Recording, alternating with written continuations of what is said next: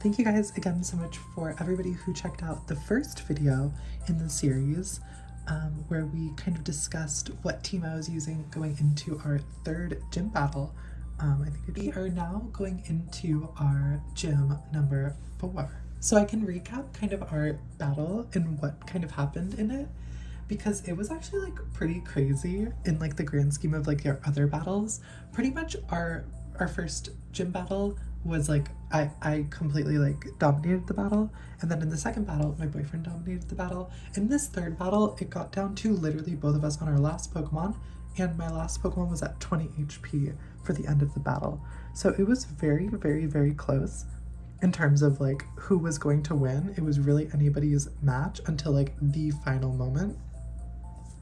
So it was really a fun battle. My opponent brought, well, I can recap my team first and then I'll tell you what my boyfriend brought. I'm like trying to like keep my iPad screen open because I have like the team on my other screen. But my team consisted of course, Ginger the Growlithe, Azumarill Juvia the Azumarill,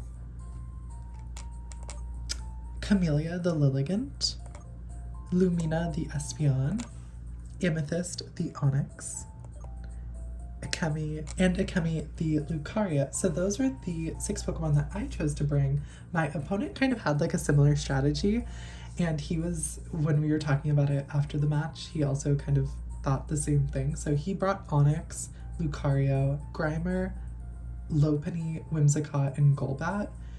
So I was like not expecting so many poison types. Specifically, I did not really realize that Golbat was in the game. Technically, he could have gotten Crobat, which would have probably won the match if he had brought Crobat, because my Espeon was just so much faster, and it came down to like a 1v1 battle between Espeon and Golbat. But Golbat did live a like Psybeam for my Espeon, and she has like the Twisted Spoon, like she's got like the, you know, a great special attack stat, but the Golbat was holding Eviolite, so it was able to live and then like hit me with a Confuse Ray, and it was very, very, very close. I was like not sure if I was going to win the battle, and because I'd prepped so much for it, like I talked about in our last video, like there was so much prep that went into that team, which like is really cute obviously, but you know, now we have a new team to talk about and discuss. But I did win, and I'm happy about that, of course. And going into this next battle, I am not like tryharding as much as I was in the other one. I just felt like I needed to be back in the lead, because if I lost another battle, then it would be back to being tied. So maybe that's kind of how it's gonna look. Like I'll be motivated if I lose a battle, and then I'll kind of just slip back. But I can go over the team that I'm gonna be using in this battle, and also I have some things as well that I want to show you guys.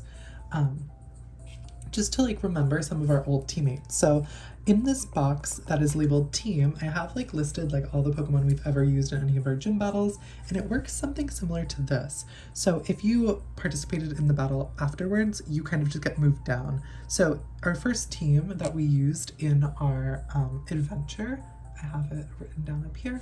So we first used Chamoy the Tepig. Of course, you can see him right here.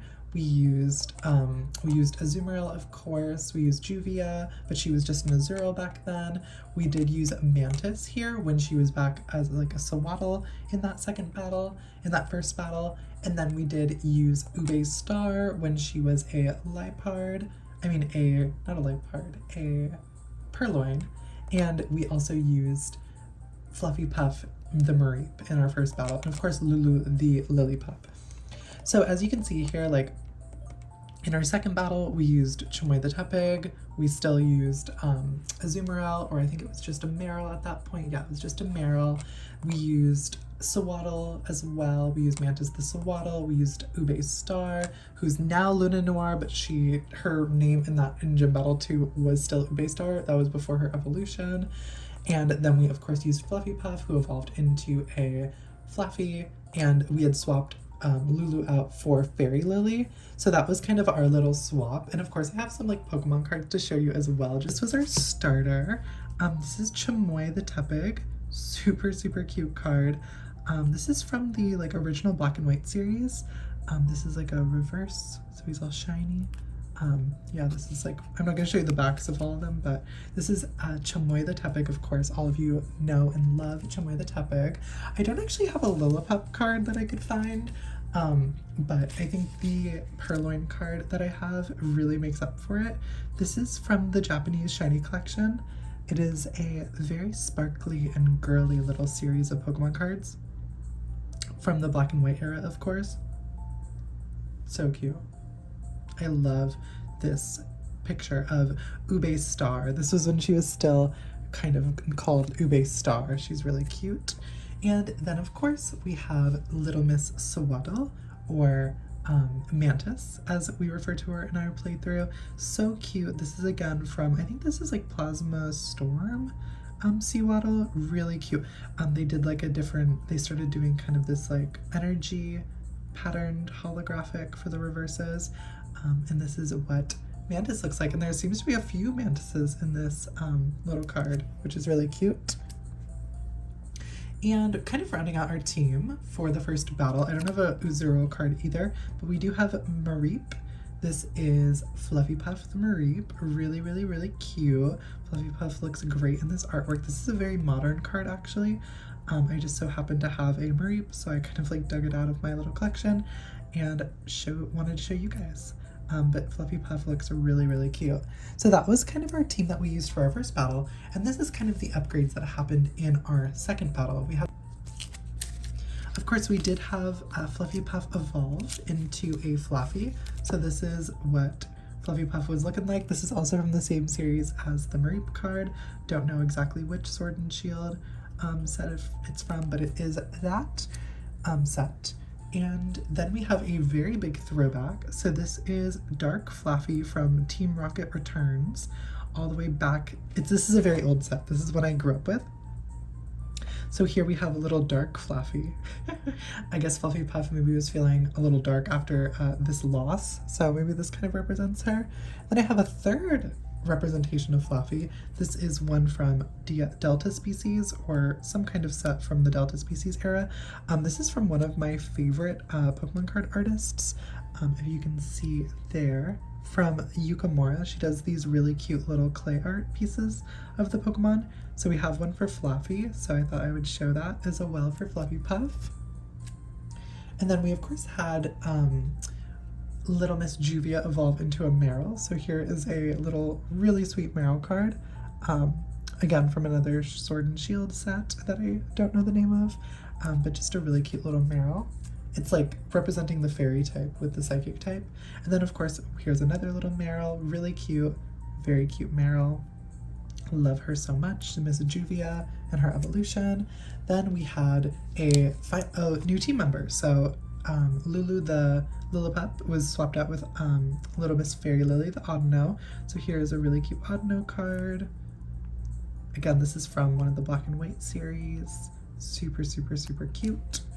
And then we have my favorite Audino card, which you can see really well on camera. I can't really see the shiny little stars in person that well, but this is a Audino from that same Radiant collection, shiny collection, that the Purloin is from, but obviously not as sparkly. But that was Fairy Lily, that was her debut, and that was our second battle. So going into our third battle, we really changed the team up quite a bit, quite a bit. We had some new team members, of course, but first we had some evolutions. So in the evolution department, we had just one evolution, technically, for the team members that we brought. So we did have a Azumarill. So Juvia did evolve into an Azumarill. This is honestly one of my favorite Azumarill cards. They were doing this like full portrait kind of moment back in the day in like the X and Y series. This is one of my favorite little Azumarills. It's not in the best condition, this card, if you can like tell, but still like one of my favorites. And I love this Azumarill. We had some new team members, of course. So just starting out our new team members, we had Camellia the Lilligant, if you remember from the last video. So here is a really cute little card of her. I think this like really represents like how I view Camellia and how she like performed as well in the battle. She was really cheeky, using her teeter dances to really cause my boyfriend to kind of like be not the happiest. And we also did have a kind of unconventional pick, which is Miss Amethyst the Onyx. So here is an Onyx card from EX Unseen Forces, I think that's the set name. Really, really cute Onyx from very far back in the day, but a very cute little representation of how I feel Onyx looks. Of course, she's not purple like how I see Amethyst, but still a really cute card. And then one of our cutest picks so far for the team was Miss Ginger the Growlithe, replacing our starter, Chamoy the Tepig. Ginger, she had a big, like, you know, feet to fill or big shoes to fill, but of course this card's also really cute. This is from one of a different Radiant collection, and this is just a really, really cute little Growlithe. So adorable. And then we had some new Pokemon added to our team. So of course we had Little Miss Lumina the Espeon, but of course before she was an Espeon she was just an Eevee, so here's a really cute little Eevee card. And here is Lumina the Espeon, like in her full card glory. This is from the Korean Eevee Heroes set. I used to have this card in English and Japanese, but I decided to like downsize my collection, but I still love the art, obviously. I just don't need like the super expensive card, so I just got the Korean version, which is really cute. But there is Lumina in all of her glory, MVP. And then we did have Akemi the Lucario join our team. So here is a Lucario V card. I don't know if this really, for me, represents Lucario, but she's still really cool. And then I guess in our, in our universe, Lucario was lent to us by Maylene, the gym leader from 4th Gen. Maybe this is one of the Lucarios that, she was using in her gym, but, maybe Akemi decided to stroll down to our adventure and join our team. But this is a really cute card as well from Rising Rivals back in the Diamond and Pearl, or like the Platinum series. Really, really cute when they had the gym leaders as well. They're doing that again, I think. But that's Lucario. And then kind of looking at the Pokemon that are not currently on the team, but some of our little alternates for this battle were, of course, Little Miss Luna Noir the Liepard getting her re-debut with a new name, no longer Ube Star, and a whole new look. She wasn't able to actually participate in the battle, but she does look really cute in this card. I love the V cards and also the like full arts. I love like the full art Pokemon cards. It's like people don't really love this like CGI kind of vibe, but I don't know why, but I really love it. It just really looks fun, and it looks very much like how these sprites kind of look, which I like, and that's why I feel like I gravitate towards it. But that was her. And of course Mantis, one of our, long-standing members that didn't join us for this battle, but she was training off in the background, and she was able to evolve into a Leavanny. So here she is, looking really cute from some set back in the black and white when they were doing this like stripey kind of holographic pattern. Really, really cute. And one of our other little alternates was Pixie, the Dunsparce. I actually just like found this card just like sitting around in one of my drawers.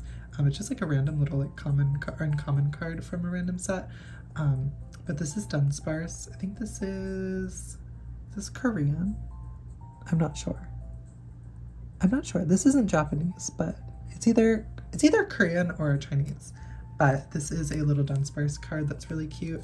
The back. Oh, this is, I think this might be Korean, because they don't have the Japanese backs. And so I knew it was in Japanese. But this is Pixie, just another one of our alternates as well. Let's talk about who we're bringing next. So we are, of course, swapping out Ginger the Growlithe for Sparkler the Simisear. Simisear is a Pokemon that I find to be just super cute and fun. I think that Panpour Simipour is my favorite of the Simis, but Simisear is a close second because he's just really goofy, but mine is a girl, obviously, so it's not, it's not a boy, but just has a pretty androgynous vibe to her. But her name is Sparkler, and that's not a reference to anything specific. I just liked the name Sparkler, and I thought it was kind of really funny. I gave her the charcoal ability, and she has Flame Burst, Bite, Yawn, and Return. I think she's a good Pokemon to use. I think she's marginally better than Growlithe, but not better than Arcanine. But I just wanted to use a Simisear because I've never used one before, so I just made a space for Little Miss Sparkler on our team.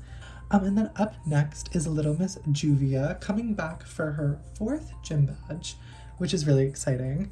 She's here because she's really strong. I had a option to bring out Kokomi the Vaporeon, but I decided against it. Not for like any specific reason, but just because I love Azumarill and I feel like she's really been, she feels more like our starter than Chamoy does because she's been in every single one of these battles now. And in every single battle, she really does show a lot of strength. In the last battle, in in the Gym 3 battle, Juvia like completely destroyed Lucario, which I was so nervous and scared about going into that battle. So for Juvia to just like come out and just like hit it with 2 Aqua Tails and it just went away and had nothing to like return back to Juvia, which is really important for that battle. And so I feel like she deserves to like come back for another battle, and I'm excited to see her. And then we have a rule change looking at our next Pokemon. So as you can see, we have Sinako, the Roselia. She was like formerly known as Nahida, but then we amended our partner challenge rules to include the fact that there are winner rewards. So anytime a trainer or one of the people participating in the challenge wins a gym battle, they have access to a shiny Pokemon. So they have to exchange a Pokemon for the shiny, if that makes sense. So Sinako's name was Nahida. When she was like exchanged, we were able to meet up with her alternate identity or her alternate version or variant. And that's where Sinako came from. I think it's a really fun twist just to like be able to use shiny Pokemon. I'm also shiny hunting during this series as well, so maybe I'll have a shiny to show you kind of in like a, you know, journal update like 2.5 or 3.5, you know, I'll just come on and like show my shiny Pokemon, or I'll just include it like the footage in like whatever journal entry video is like closest to getting that shiny. Hi everybody, this is a very random little aside to our main video, but I was doing some shiny hunting in Black and White 2. And also I was like doing some random shiny hunting in Pokemon Let's Go like Pikachu or Let's Go Eevee, because I was just like, oh, I want to try that. Oh. Okay, let's not fail this. But I found a shiny Bellsprout. We're just catching it right now. I just found it like right now on my little Nintendo Switch Lite. That's so random. I was doing some chaining for Bellsprout. I have no idea why I felt like I wanted to catch a shiny Bellsprout. I just thought that would be like a really cute little shiny. It's like a little gold Bellsprout. But I wanted to add this to the like Pokemon diary. So we're at a catch combo of 79, but it's like a catch combo of like 109 because I did 31 encounters on my other chain and then it broke. But we caught it. We caught a shiny Bellsprout. Hi everybody. We caught another shiny, so this is like, I guess, 69 Vulpixes after my Bellsprout. I just went right down to that little area as I'm continuing my little like badge quest, so to speak. I just had to get a second shiny to like continue on with the badge quest. So of course I went for Vulpix, and we caught her after 69 catches, which is really cute. She'll be a shiny Ninetales eventually. Let's see if I can show her. I've actually been having so much fun shiny hunting in Pokemon. What is this? Pokemon Let's Go. Oh, she's like all the way down here, as you can see. Here she is. I haven't named her yet, but maybe I'll do like a little update on if I like decide to give what name I decide to give her. But here's like the normal, and here's the shiny. I can like bring her onto my team. How do I like bring her onto my team? Do that? No. Add to party. That's what I meant to do. Put Persian away. Also, I'm like trying kind of to complete the Pokedex. Like kind of, not like super. I'm not being like super strict about it. But here she is. I can take her out of her Pokeball. We just caught her. She's so cute. Oh, look at her. She's like all cute and gold. I like the like Ninetales shiny a lot better than I like the Vulpix shiny, but still really cute regardless. Oh, look at her like running behind us. That is so cute. But that was shiny Vulpix. I'll continue to give updates if I get any more shinies, but thank you guys. I'll talk to you soon. But I'm excited to get Sanako. She's a reference to the Wallflower, and which is a like early 2000s anime or manga series, and it's a really cute one. If you haven't watched it, I would really recommend watching it. It's kind of, I don't know if it's like aged the best, because I feel like it deals with like a character who has like mental health issues, but like it's people are like not very sensitive at all to her mental health issues. It's like a joke basically. But I don't know, if you can kind of get over that, I guess I would give it a watch. I love Sanako though, that's the main character, and it's like a lot of like flower imagery, and I love these like big flowers on Roselia's hands. And so in the shiny form it's like more of like a gothic Lolita vibe, and the Wallflower has a lot of like gothic Lolita elements to like the imagery and like some of the outfits that are shown in the show. So I thought Sanako is the perfect name for her, especially because like Nahida is like a Genshin Impact reference. And I feel like she's not as like cutesy and like tiny and stuff as she is like in that previous form, but her kind of, I would say Sanako is the main character going into this battle. She has the poison point ability, the Eviolite. She's our toxic spikes, so she's like our arena trap, not arena trap, but our hazard setter in this battle. And she's going to be relying on like Venoshock, Leech Seed, Giga Drain, a lot for this battle. So I'm excited to see what Sanako's able to do. She's modest, so her Venoshock should be hitting pretty hard. She has the Eviolite, so she should be able to handle a few hits from some of the Pokemon. I know that there are a lot of flying types going into this next battle, so I'm a little bit nervous about that. I was actually thinking about possibly bringing Fluffy Puff back into this battle and maybe swapping out like Lucario or something, because I don't know if we necessarily need Lucario, but for now this is the team. So if I do make any changes, you'll hear about it in the next video. Like if I make any changes like right before the battle starts, you'll hear about it. But like I know that there are going to be some like flying types that are going to be coming for us, and flying types are not great for Sanako, so we'll have to really think about that going into this next battle. But of course, coming into the battle once more is Miss Lumina, the Espeon. You saw her little Pokemon card that I showed. Lumina was like the MVP of the last battle. I literally was down to one Pokemon and she was able to take out 3 of my opponent's Pokemon, because I knew once I took care of the Pokemon that I needed to take care of, Lumina could just come in and kind of clean up the battle, and clean up she did. She was able to just come in and do exactly what she needed to do, and that is her Twisted Spoon Psybeam combo. I think Lumina has like some of the highest special attack stats out of like any Pokemon available at this point in the game, so she's kind of hard to stop for my opponent. Of course, I think Crobat is coming in this battle, and Crobat definitely can stop Lumina, but maybe not in like one hit, if that makes sense. And I think Psybeam could one hit Crobat, but I'm not 100% sure. We obviously have Quick Attack, we have, you know, if there's like a little bit of health left. We are not doing Stealth Rocks this time, so Crobat kind of like freely can just keep switching and switching and switching and switching, which makes me a little bit nervous, but we'll probably have to bring Fluffy Puff, unfortunately. Well, not unfortunately, but we probably will have to bring Fluffy Puff, so I will be like amending in the next video if I do change up my team at all. We're just kind of like thinking out loud at this point. And then of course we have our newest member, Miss Hoplia. Hoplia is like a reference to the blue scarabs.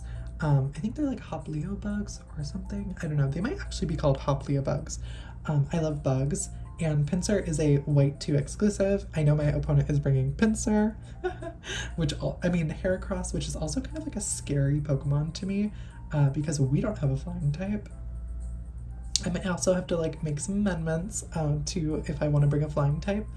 I feel like Emolga might be like the perfect option to bring because it has electric moves and it has flying type moves, and we do have a Emolga as well that is ready to go. So we might actually be bringing Emolga instead of Lucario. If you can see right here, we have this empty box. We did catch Lucky Pop, and Lucky Pop is really, really cute, and it does have Spark, Pursuit, Double Team, and Shockwave, and it will learn Volt Switch going into the next battle. So we might have to really think about bringing Miss Lucky Pop or an Emolga into the next battle. I feel like that might be like the perfect 6th party member, because currently our 6th party member is Akemi the Lucario. She's joining us again for another battle. She did absolutely nothing in the last gym battle. She came in, my opponent was using Lopunny. I did not think my opponent was going to bring Lopunny, so I did not have any idea like what moves Lopunny even had. So I just like didn't prepare for Lopunny, and Lopunny just completely wrecked me. Like completely. Like, I mean, not my whole team, but it just took out Lucario like instantly with Jump Kick, and Lucario was like really not able to do anything. Even though Lucario again like has a super effective move, Force Palm didn't do all that much damage to the Lopunny, which was kind of strange. But Akemi is still here for right now. But of course, like I said, as I see like the hole in my team, we are probably going to be swapping out to maybe a Molga or maybe like Fluffy, because I think that those two Pokemon just have like a better opportunity to do something. As much as I do love the fighting type, I do have Hoplia here with Brick Break, X Scissor, Dig, and Return, and she's kind of like our really strong physical attacker. She has the highest attack stat on my team. She has Mold Breaker, so like if I do a Dig, it will hit anybody, I think. Or like it won't hit flying types, but it will hit anybody regardless of your ability. So if there's any Levitate Pokemon, like I think Magnemite has Levitate, it will still hit with a Dig. But Akemi here, yeah, you know Akemi, we've talked about it. I feel like I only brought her because I felt like I had to, or I wouldn't have a chance to win my last battle. But I feel like she's kind of tired, and I love Akemi. I think Lucario is a really cute Pokemon, but unfortunately she might not be entering this battle. There's nothing wrong with that, of course, but I just don't know if there's a place on my team with her currently, or if that team member needs to be either Miss Fluffy Puff here or Miss Lucky Pop. One of these two little electric types I think might just make a better option. To kind of again show some like Pokemon cards that I have of our new team members. So of course we have three new team members joining our team. I fortunately don't have any Roselia cards, but I do have some representations of Little Miss Sparkler. So this is how we met her. We met her as a little Panseer. You guys didn't get to see it, but of course I can show you in little card form. So there's her as a Panseer. She of course evolved going into the gym battle. So here is a version of her as a Simisear, really, really cute. And here is another really cute little version of her as a Simisear in a reverse form from Plasma Storm. Really, really cute. One of my favorite black and white sets. So it's really cute to have this random Simisear just like laying around from my childhood collection. I wasn't like a child when black and white came out, but I was like, you know, I was in my teens, so to speak.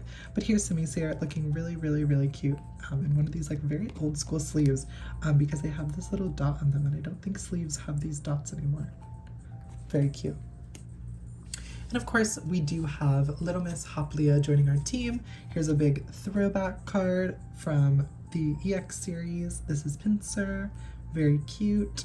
This is kind of what she looked like, you know, before she underwent her magical girl transformation and became blue. But this is just one little representation of Pinsir. And here's, of course, a really cute one. This is like right before, I feel like she was able to shed her, she was very enraged. That's why her name was Ingrith going into her transformation. But I feel like she was able to find like some peace and serenity before she underwent her magical transformation, and that's probably why she's blue now, because she was able to kind of overcome those emotions that she was feeling. And then just to like, you know, be cutesy about it, we do have some cards for Elisa. So this is like her black and white form. I'm pretty sure this is how she looks in like black and white.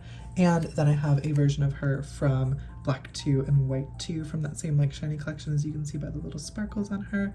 Really, really cute. I have a whole lot of Pokemon cards, so if I have any new team members join, I will of course be sure to update you with their Pokemon card. It's almost like their photo card, like their little like idols or whatever, and I have like little photo cards for each of them to collect. But before we like end this little section, I wanted to talk about like the actual rules for the challenge. So I've kind of like put together like a little document with the rules, so to speak, for like the partner challenge is what I'm calling it. And I can share that down below in the description. It's just like I can just link it to like a Google document. But there's basically, like, I've written up like what the partner challenge is. I took some heavy inspiration from like the Bulbapedia like Nuzlocke description in terms of some of the wording and the formatting, because I just like didn't really understand like what the formatting of this kind of challenge should look like. But it's pretty easy. I can read out some of it to you while we talk. I'll let you look at one of my Pokemon as well. You can look at Little Miss Sparkler here. But I basically said that the partner challenge is a 2-person collaborative and competitive way to play through any mainline Pokemon game series. I think the partner challenge could also be a 4-person. You would just kind of draw which person you're taking on that week or that badge. And then it's like the challenge is aiming to forge a competitive bond between the players as they traverse the region together and periodically battle and trade Pokemon with one another. The partner challenge does not need to be completed in proximity, but that is a bonus. Obviously, some games you have to be in like approximate distance, but if you're not, you can always use like Pokemon Showdown as well to like complete your battles. I think that's what me and my boyfriend are going to be doing tonight, because I'm not going to be seeing him until the weekend, and we kind of just like want a battle so we can like start moving forward with the story, which makes sense.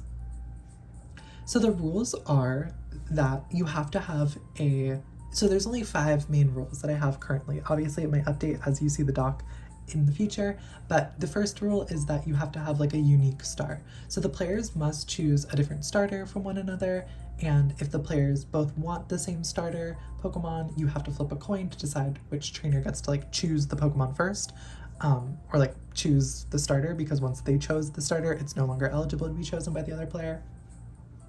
And then the second rule is mandatory battle. So immediately after defeating a gym leader or champion, the players must engage in a 6 versus 6 single battle with standard single battle rules. So like, i.e. like sleep claws, you can't use like evasion boosting moves like excessively, and no like duplicate Pokemon. And each player will be rewarded a badge for the gym based on their performance in a player versus player battle. So like, yes, your in-game characters earning gym badges along the way, but you only get the badge if you win the 6 versus 6 battle. And technically, if you don't have 6 Pokemon to bring, you don't have to bring 6 Pokemon. But it's like, I think most games allow you to have access to at least 6 unique Pokemon after the first, prior to the first battle, but there might be a game where it doesn't allow you, like maybe Gold and Silver, but I feel like even Gold and Silver, you can at least get 6. So then I have the third rule, which is the level cap. So the players must keep their Pokemon at or below the level of the next gym leader / Elite Four member / champion's highest level Pokemon. Pokemon that exceed the level limit must be stored in the PC box until they are underneath a level cap. So if your Pokemon like goes over the gym leader's highest level, it has to go into the box and it can't be used until you've acquired the gym badge. So like if you can't bring it into like a PvP battle, and it just has to go in the box and just wait basically. And then we have win rewards. So after each player versus player battle, the winner will be awarded with a shiny Pokemon of their choice. The shiny Pokemon must either be obtainable by the player or already obtained at the current point in the story.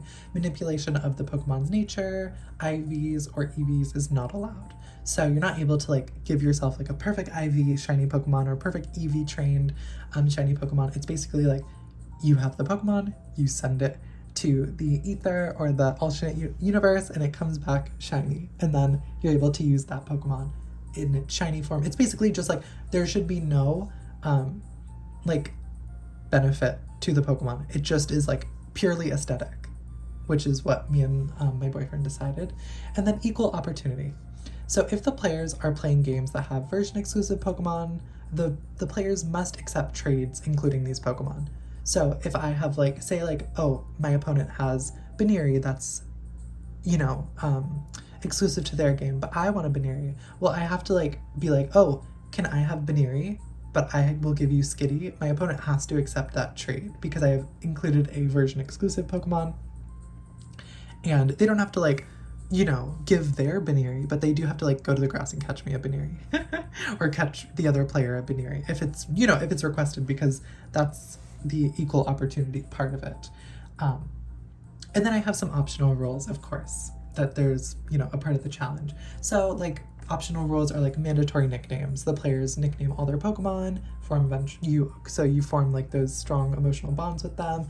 And another optional rule is like remembering the adventure. So one player or both players can create journal entries to record the teams that were used for each battle and track the wins and losses of each challenge.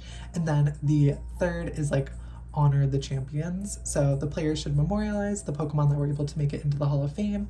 The medium in which the player decides to memorialize their team is completely up to them. Do you want to do like an art piece, like a drawing, like clay art, like a collage, you know, something like that? I think is going to be really fun, and I'm excited to kind of bring you guys along once one of my teams hits the Hall of Fame. You know, I've already kind of started to do that with like the Pokemon card element, and these aren't even champions, they're just kind of different Pokemon that have been along with us during this adventure so far. But any of these Pokemon that I've just shown you could technically become champions, because I could always bring them into the champion battle. That was really funny. When I was at the mall with my boyfriend, we found this little Eevee hand cream. So like Lumina's already getting a lot of merch made out of her. This is really cute though. This little Eevee hand cream, but yeah, like merch is already being made of her. She was the MVP in one battle. Like all of a sudden she's that girl. Like they already have her they're making like little toys of her, of what she looked like when she was younger. Like they're kind of going all out for Miss Lumina. There might be some like, I don't know, industry push. Also, I wanted to update you guys on my shiny hunt that is currently going on. So I know like what some people might say, oh, why are you shiny hunting when you're just like giving yourself like hacked shinies? Like it's different. Like I can still shiny hunt and like have shinies that aren't like necessarily like legal or whatever. I mean, they're legal in terms of like I could transfer them up to the most recent games. Like they're not illegal Pokemon, but like they're not like I didn't legally obtain them or whatever. And I mean, legality is like a weird word to use for like Pokemon, but you know, I didn't like, you know, get them like a vanilla way in the game. But like I earned those Pokemon. Like they're still my shiny Pokemon because I did the requirement to earn them, which was win the gym battles. So of course, I'm hunting on Route 5 right now in Pokemon Black and Pokemon White 2. And I'm not hunting in like Black 2, like that's my boyfriend's game, but I'm hunting in White 2 and also Pokemon Black, since I have both versions and I have like a couple DSs. And I'm at currently 1,300 encounters. The targets are like Cinccino or Minccino, Gothita, Solosis, Liepard, and Trubbish. I don't know which Pokemon I like want the most. I think unfortunately, and I feel like this might be jinxing myself, I am happy with basically everything but Trubbish. I don't dislike Trubbish. And I wouldn't be like sad if I got Trubbish. Obviously it's still a cool Pokemon. I think he's cute. I think he's just a little trash bag. Like he gives like Moshi Monsters vibes. So I think he's very cute. But I just think like a shiny Minccino would be really cute, and I would keep it as a shiny Minccino, and that would be like such a vibe. Like I just think it's so cute. And shiny Perlin would be really cute because that would like also be like giving Miss Luna Noir like another sister, because it would also be like totally like destroying her emotionally, unfortunately, because like she's already had so much drama. She's had like a re-debut. She didn't actually make it into the third battle, even though she re-debuted for it. She's still unfortunately like just didn't make the cut, and then she would get a shiny, like there would be a shiny Liepard added to the box, like furthering the chances of Luna Noir not making it into a battle, because why would I not bring the shiny, and why would I bring the non-shiny? I just think that would be really funny. Because we'd just be adding to like her like villain arc, so to speak. But I love Luna Noir, of course. She's a really cute Pokemon, and that's no shade to her. Like there's nothing wrong with Miss Luna Noir, but yeah, I think it would be really cute to get a shiny Liepard, because the shiny Liepard is really beautiful as well. And shiny Solosis is really cute too. So I'm very open-minded to any of the shinies that I could possibly get on that route. I'm around like 1,300 encounters into the hunt, so I've got like quite a long ways to go before a shiny might start to possibly appear. But I've been having fun shiny hunting, and I've been filming a little bit of it. But like, you know, you'll see it if I get it. Like I'll make sure you guys can see it. So thank you guys so much for watching this video, and until next time, bye everybody.